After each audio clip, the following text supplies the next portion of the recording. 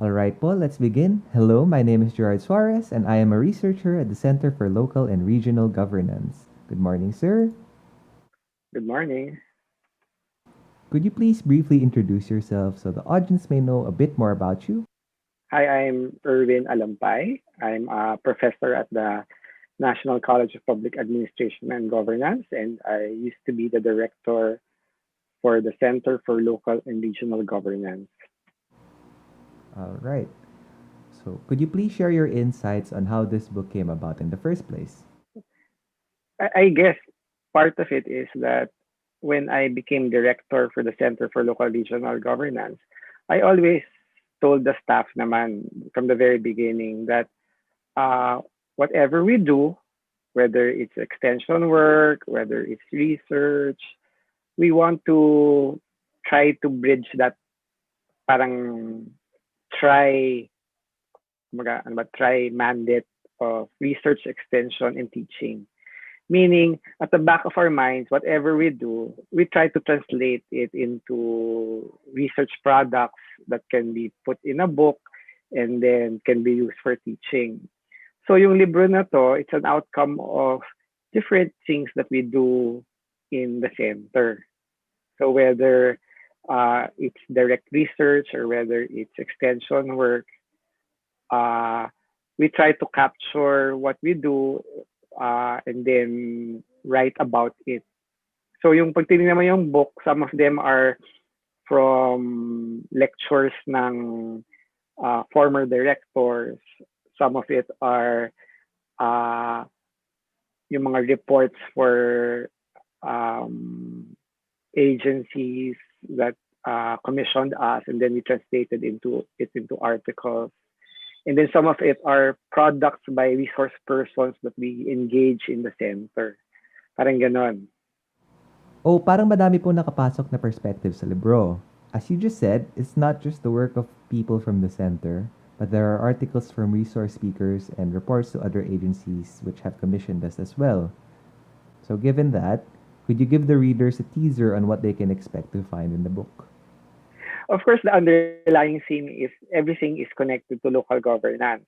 Okay? So, kunyari, yung mga lectures namin, yung mga papers ng former directors, we ask them to revisit issues during their time and siguro write or talk about it. Okay? So kunyari, in my case, my main focus is actually has always been on ICTs and development and e-governance. So I spoke about local e-governance. Okay?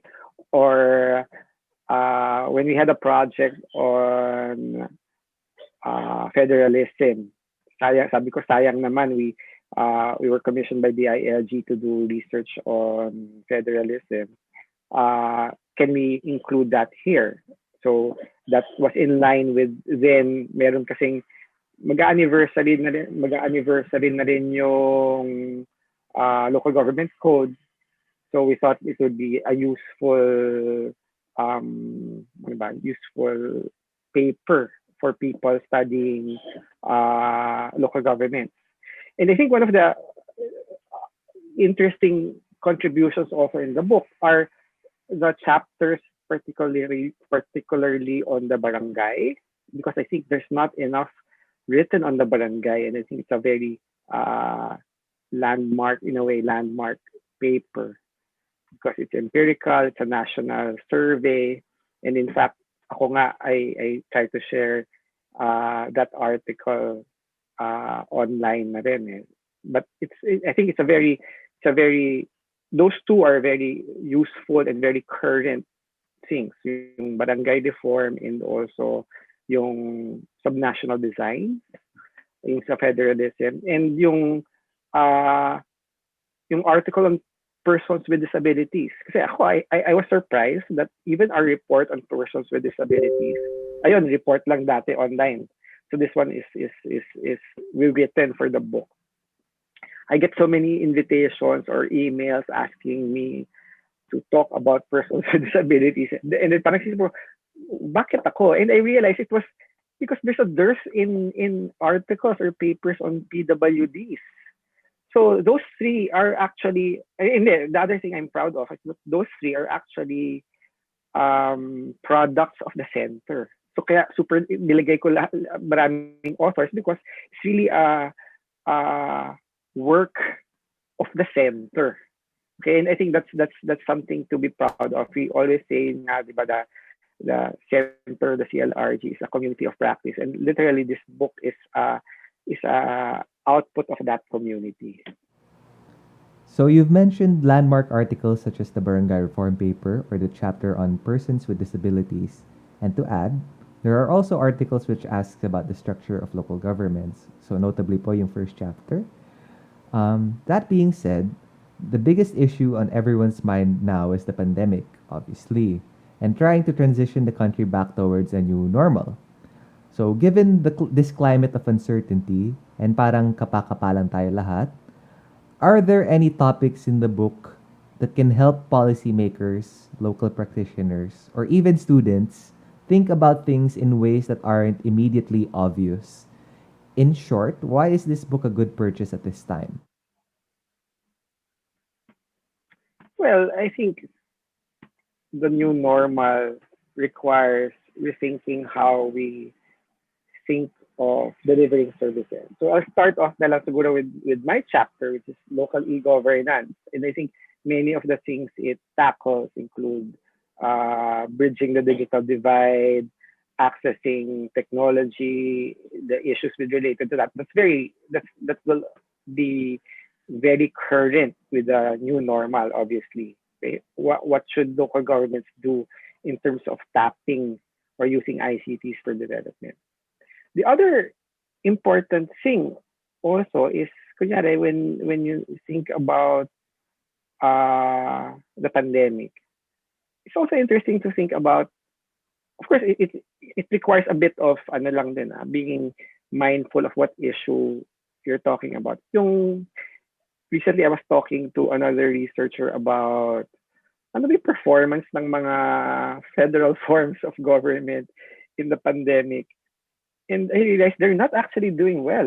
Kumbaga, some of the some of the places we cited include Brazil, India, US, and these are actually the some of the top places na masama yung pandemic performance ng pandemic, including also sabi ko Belgium, Spain, di ba, parang and you start to realize then ano nga ba, meron nga kasi we hindi naman tayo prescriptive dito. We just talked about what are the different subnational designs. Parang ano nga ba yung maybe there's a thing about design in certain services. That's another thing you could take away from it. Tapos yung isa pa is yung again going back to the barangays. Parang in this time of pandemic, ano nga bang papel ng barangays? They're literally the front line even in this pandemic. So ayun lang din. So, kumbaga, even so this was written before the pandemic, you could take away some lessons pa rin naman from it. Yung hindi ko pa na-mention, meron tayo doon on parang rapid field appraisal ng mga cities in the NCR. That's also worth looking at kasi nga even in this pandemic when we see that in a way how connected NCR is. Okay, even though we sometimes look at each city independently, okay, we realize that there are certain things that you also have to look at as a whole for NCR. You can't just isolate them one by one. Yung naalala ko pala yung sa barangays, that's also interesting. Kasi even in the rapid field appraisal, yung idea natin of what a barangay is, pag tinignan mo dun sa chapter on rapid field appraisal, how large some barangays are in, let's say, in Muntinlupa, they only have 9 barangays yata. In Manila, super dami naman and maliliit. And during the pandemic, you realize people have a misconception sometimes na, oh, yung barangay namin ang taas ng incidence, yung barangay namin ang konti, pero they're not exactly apples to apples. Ano mo yun? Magkakaiba rin kasi mga barangay. All right, you've mentioned po some topics about rethinking our current government structure and how that may have affected service delivery and policy making decisions during this time of the pandemic. And these topics, of course, aren't things that will simply change overnight and requires lots of years of thought. So moving forward, let's say 5 years or 10 years down the line, can buyers of today still use the book in that time? Definitely. Like I said, ka nga, merong isang chapter, merong parts diyan. I asked the older or articles by former directors revisiting past issues. There are issues that remain will always remain current. Like kunyari, the question of decentralization, how much decentralization, what has to be decentralized, has always been an issue. Okay, and then kaya nga pumasok yung questions about federalism and models. There's still part of that question of autonomy and what are the things that LGU should be doing, di ba? And even the question about what barangay should be doing, I think that would remain relevant, di ba? I think barangays will still be with us. What role will it play has to be questioned and asked because we realize ang dami talagang pinapasa sa kanila even in this pandemic and even in the future kasi we realize that marami sa batas na ginagawa natin pinapasa natin sa barangay, and I think we're not studying the barangay enough, I would say. Okay, and then yung isa pang component na heavy din yung book is actually the component on participation. 'Di ba meron tayo diyan paper on I think it was by Guse